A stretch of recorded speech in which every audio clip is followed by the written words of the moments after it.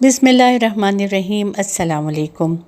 खीरा एक ऐसी सब्ज़ी है जिसे पूरी दुनिया में बहुत ज़्यादा इस्तेमाल किया जाता है। लोग इसे सलाद के तौर पर बहुत शौक़ से खाते हैं, लेकिन आप में से बहुत कम लोगों को मालूम होगा कि इसका बहुत ही ज़बरदस्त और मज़ेदार जूस भी तैयार किया जाता है। और इस जूस के रोज़ाना इस्तेमाल से इंसानी जिस्म को भरपूर तवानाई और ग़िज़ाइयत मिलती है।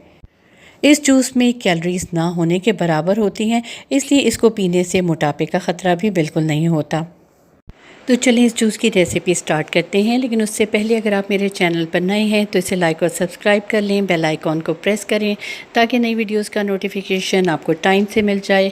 कमेंट ज़रूर दें और मेरी वीडियोस को ज़्यादा से ज़्यादा अपनी फैमिली और फ्रेंड्स के साथ शेयर करें। जब भी आप ये जूस तैयार करें तो कोशिश करें कि बिल्कुल फ़्रेश खीरे लें और उन खीरों को सबसे पहले बहुत अच्छे तरीके से आपने पानी से धो लेना है, क्योंकि इसके हम छिलके भी इस्तेमाल करने जा रहे हैं। तो जब आप देखें कि खीरे बहुत अच्छे से धुल गए हैं तो अब बारी आती है इनकी कटिंग की।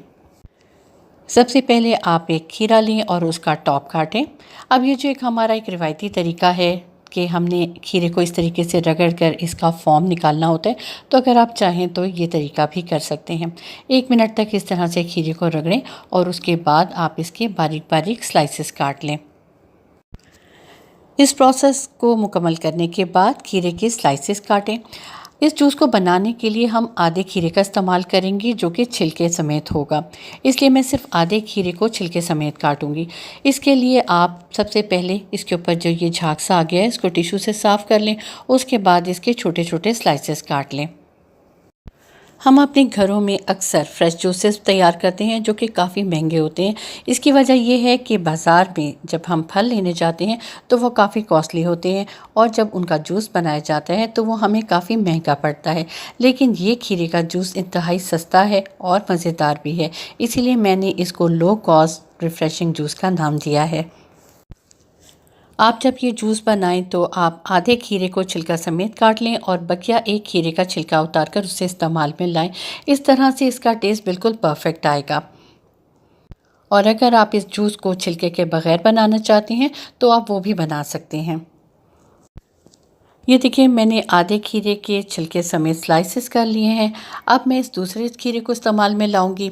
बिल्कुल इसी तरीके से आपने इसका टॉप काट लेना है और फिर किसी पीलर या छुरी की मदद से इसके छिलके उतार देने हैं। आपने इसके छिलकों को बिल्कुल ज़ाया नहीं करना, क्योंकि इसके छिलकों में भी बहुत ज़्यादा ग़िज़ाइयत होती है। मैं आपको वीडियो के आखिर में बताऊँगी कि आप इसके छिलकों को किस तरह से इस्तेमाल में ला सकते हैं। इस पूरे खीरे के जब आप छिलके उतार लें तो उसके बाद आपने इसके छोटे छोटे स्लाइसेस कर लेने हैं। मैं साथ साथ आपको इस जूस के पीने के फ़ायदे भी बताती चलूँ कि ये जूस पीने से आपकी स्किन बहुत ज़्यादा ग्लो करेगी, चेहरे पर से दाने दाग धब्बे बिल्कुल गायब हो जाएंगे। इसके साथ साथ ये कॉन्स्टिपेशन के लिए भी बहुत फ़ायदेमंद है। इस जूस का रोज़ाना इस्तेमाल वज़न की कमी के लिए भी इंतहाई बेहतरीन है। ये देखिए मैंने खीरे के छिलके उतार लिए हैं और उन्हें संभाल दिया है, जिन्हें मैं बाद में यूज़ करूँगी। अब बारी आती है इस खीरे के स्लाइसेस करने की। अब आप इसके बारीक बारीक स्लाइसेस कर लें और फिर मैं आपको बताती हूँ कि हमने इसका जूस किस तरीके से तैयार करना है। जो लोग जिस्मानी और ज़हनी कमज़ोरी का शिकार रहते हैं उनको ये जूस ज़्यादा से ज़्यादा इस्तेमाल करना चाहिए। इसके अलावा ये जूस खून बढ़ाने के लिए भी बहुत मुफीद है। और जिन लोगों को मुसलसल थकावट और काहली और सुस्ती महसूस होती है उन्हें भी चाहिए कि रोज़ाना इस जूस का इस्तेमाल करें, तो कुछ अरसे के बाद ही उनकी ये शिकायत दूर हो जाएगी। ये देखिए मैंने खीरे के स्लाइसेस कर लिए हैं। अब बारी आती है इनका जूस बनाने की। जूस बनाने के लिए हमें एक ब्लेंडिंग जार चाहिए होगा। इस ब्लेंडिंग जार में आप ये सारे खीरे डाल दें और उसके बाद आप इसमें डालेंगे आधा ग्लास पानी। खीरे में ऑलरेडी पानी की मिकदार काफ़ी ज़्यादा होती है, इसलिए हम फ़िलहाल आधा ग्लास पानी का ही इस्तेमाल करेंगे। ये देखिए मैंने सारे खीरे ब्लेंडिंग जार में डाल दिए हैं। अब मैं इसमें आधा ग्लास पानी डालूँगी। पानी डालने के बाद इसको कवर करके 2 से 3 मिनट तक इसको अच्छे से ब्लेंड कर लेना है और फिर मैं आपको दिखाऊँगी कि इसकी शक्ल क्या निकली है और हमने फ़र्दर प्रोसेस क्या करना है। एक और ज़रूरी बात मैं आपको बताती चलूँ कि अक्सर हमारे घर में ब्लेंडिंग जार के जो ब्लेड्स हैं वो ज़्यादा शार्प नहीं होते, और अगर वो ज़्यादा शार्प नहीं है तो फिर ये बहुत अच्छे से ब्लेंड नहीं होगा। इसलिए आपने इस बात का ध्यान रखना है कि आप जो ब्लेंडिंग जार यूज़ कर रहे हैं उसके ब्लेड्स बहुत शार्प हों ताकि इसका जूस अच्छे से निकल सके। ये देखिए, मैंने इसको 2 से 3 मिनट ब्लेंडिंग जार में घुमाया था और बहुत ही ज़बरदस्त किस्म का जूस बनकर तैयार हो चुका है।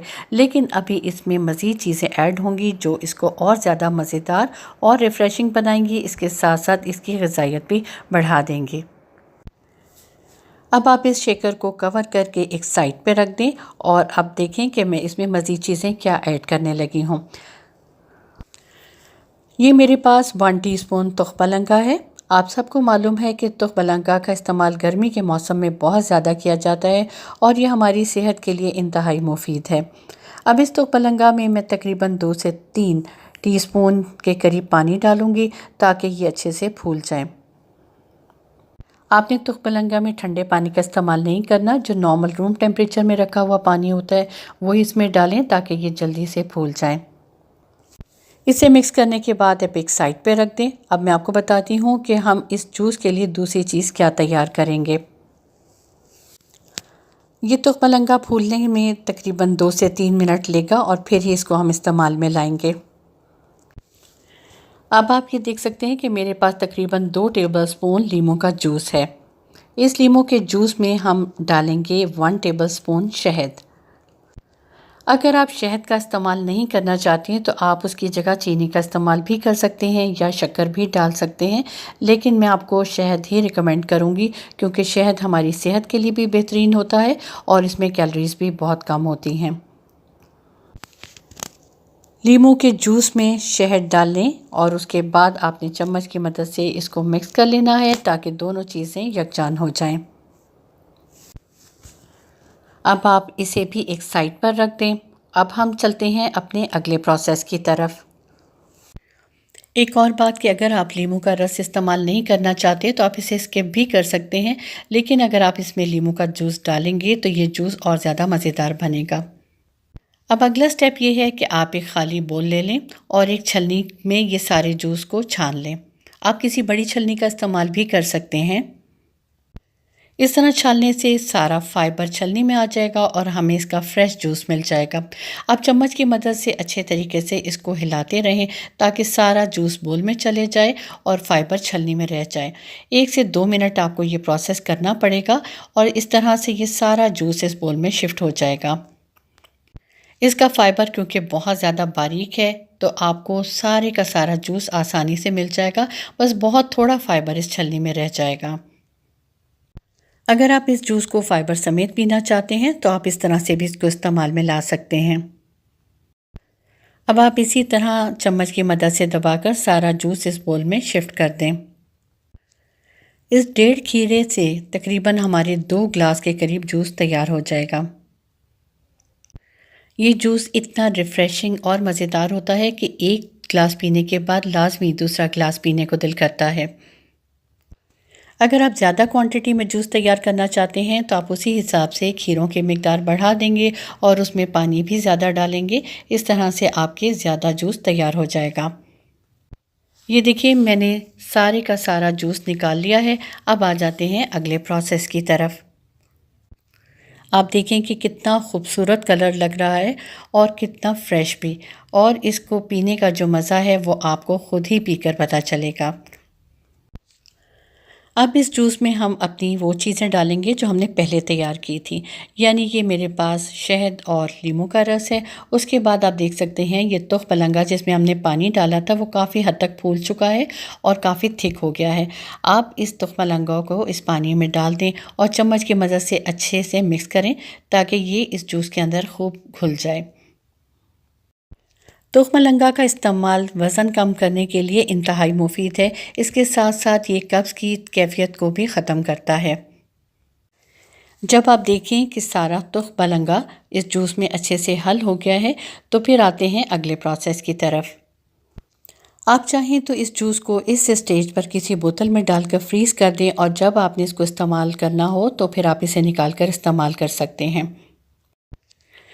मैं क्योंकि इस जूस को फ्रेश सर्व कर रही हूँ इसलिए मैं इसको एक जग में ट्रांसफ़र करूँगी, लेकिन उससे पहले उस जग में मैं आइस क्यूब्स डालूँगी। इस जूस को पीने का मज़ा तभी आता है जब इसमें ढेर सारी बर्फ़ डली हुई हो। एक जग में खूब ढेर सारी बर्फ़ डालें और उसके बाद उस जूस को इस जग में ट्रांसफ़र कर दें। आप चाहें तो ये जूस मेहमानों को भी सर्व कर सकते हैं, क्योंकि ये फ्रेश जूस उन्हें भी बेहद पसंद आएगा। आप इसका कलर देख सकते हैं कितना फ्रेश कलर है और इंतहाई ग़िज़ाइयत से भरपूर जूस तैयार हो चुका है। आप चाहें तो इसको डेकोर भी कर सकते हैं, लेकिन डेकोर करने से पहले आप चम्मच से इसको अच्छे से मिक्स कर लें ताकि बर्फ़ इसमें घुल जाए और ये एकदम ठंडा यख हो जाए। उसके बाद आप चाहें तो इसमें खीरे के स्लाइसेस डाल दें, जिससे इसकी खूबसूरती में और ज़्यादा इजाफा हो जाएगा। ये जूस दिखने में जितना खूबसूरत लग रहा है उससे कहीं ज़्यादा ये पीने में मज़ेदार है और इंतहाई रिफ़्रेशिंग है। सारा दिन की थकावट के बाद आप ये एक गिलास जूस पी कर देखें, आप में एकदम एनर्जी आ जाएगी और सारी थकावट एकदम दूर हो जाएगी। मज़ेदार होने के साथ साथ ये इंतहाई कम कीमत जूस है, जिसे हर कोई अफ़ोर्ड कर सकता है और एंजॉय कर सकता है। अब मैं आपको बताती हूँ कि आप खीरे के छिलकों को किस तरह से इस्तेमाल में ला सकते हैं। आप चाहें तो इसे फ्रेश यूज़ करें या चाहें तो इनको सुखा भी सकते हैं। पहला तरीका ये है कि इन छिलकों को बारीक चटनी की तरह पीस लें। इसमें 1 टीस्पून शहद मिलाएं और 2 टेबलस्पून बेसन के मिलाकर इसको खूब अच्छे से थिक सा पेस्ट बना लें और उसे आप अपने चेहरे पर अप्लाई करें। जब सूख जाए तो उसको हल्के हाथ से रगड़ कर अपने चेहरे को धो लें, तो फिर आप देखेंगे कि आपके चेहरे पर क्या ज़बरदस्त शाइन और ग्लो आया है। और दूसरा तरीका ये है कि इन छिलकों को धूप में खूब सुखा लें। जब ये सूख जाएं तो इनका पाउडर बनाकर किसी जार में रख लें और जब भी आपने इसको इस्तेमाल करना हो तो 1 टेबलस्पून के करीब वो पाउडर निकालें, उसमें शहद मिलाएं, थोड़ा सा रोज़ वाटर डालें और उसको आप अपने चेहरे पर अप्लाई करें तो ये बेहतरीन स्क्रब का काम करेगा। हल्के हाथ से उसको रगड़ कर अपने चेहरे पर से साफ़ कर लें, ठंडे पानी से चेहरा धोएं और कोई अच्छा सा मॉइस्चराइज़र लगा लें, तो आप देखेंगे कि आपकी स्किन एकदम शाइनी और ग्लोई हो गई है और चेहरे पर से दाग धब्बे भी काफ़ी हद तक रिमूव हो गए हैं। खीरे के छिलकों को इस्तेमाल करने का एक और तरीका ये है कि इन छिलकों को बारीक पीस लें, उसमें हाफ़ टीस्पून शहद मिलाकर आँखों के नीचे इसको लगाएं और सूखने पर ठंडे पानी से वॉश कर लें, तो ये आँखों के जो हल्के आ जाते हैं उनको कम करने में भी बहुत फ़ायदेमंद है।